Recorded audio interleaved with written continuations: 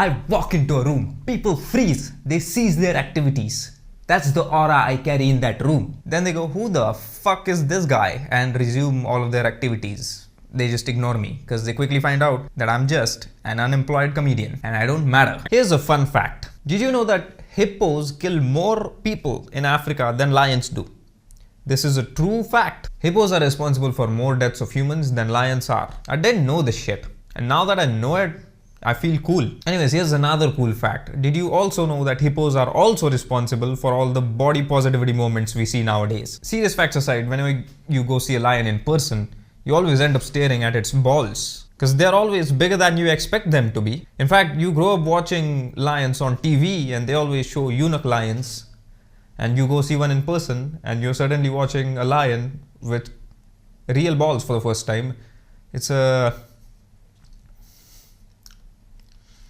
I went down on a girl. It was unreal. No, it really was unreal. I was dreaming in my sleep. You know, when I was a kid, I used to wonder how cool it would be to have a toilet in your car.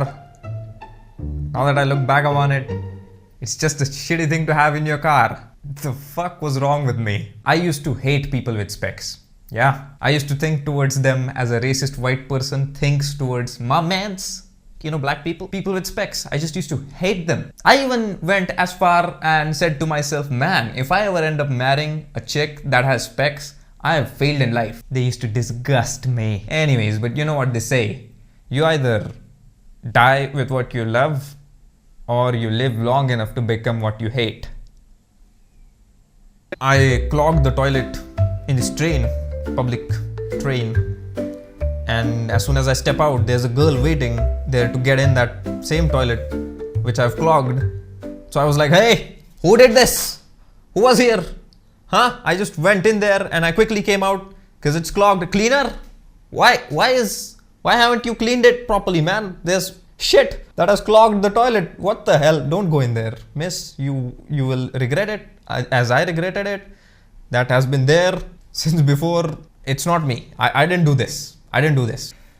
Nah, I made this story up. I'm kidding. This did not happen. Each and every one of us is a murderer without remorse. Let's just hope that AI doesn't become humans and humans don't become mosquitoes. I'm at that phase of life where I've understood that I am a little bit misplaced birthplace wise. Like maybe I should have been spawned elsewhere rather than in a little town of a little district that is in turn in a little state of India. Maybe at least I deserve to be in a bigger city, in a more prominent area of my state of India. I deserve more, okay? I deserve just more, okay? Mr. Beast ain't got shit on me.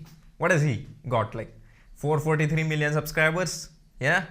Well, I've got 663. You know what? 663 is bigger than 443.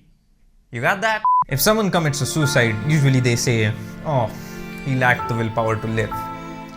Well, I would like to reframe your perspective. He had the willpower to die. That's more willpower than most of us, dude. Like, you have got to have some balls on you to choose to take your own life. So it's an understatement to say that he lacked the willpower to live. At this point in time, I'm just looking for excuses to get angry. Like the other day, my sister forgets to charge her phone and it switches off. Now I am lashing out on her for not charging her phone because I didn't get to use it to give a ring to my phone, which is lost somewhere in the house. Hi, God, I have a confession to make. I accidentally laughed at a ChatGPT's joke. So here's what I want you to do.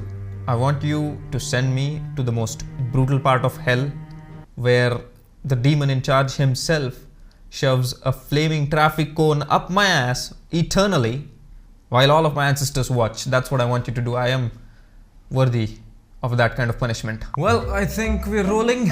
Okay. Let me get ready. Let me look. Let me see if I look good. So this is soap. This is not sweat saltifying itself. Okay. And no, I don't have a lint roller, so you're gonna have to stick with however I look. I'm not very great at comedy because it's my side gig. My main gig is fucking around and wasting my time. Sure, it doesn't pay well, but so doesn't my comedy. I agree. This was a very Seinfeldian kind of joke. I agree. Yeah. I don't even know if I have a G-spot. So I was staring at a girl's ass and all her friends caught me staring at her ass. And this is how the story rolled out from the beginning. So let me give you a little background of who I am. I come from an Indian village.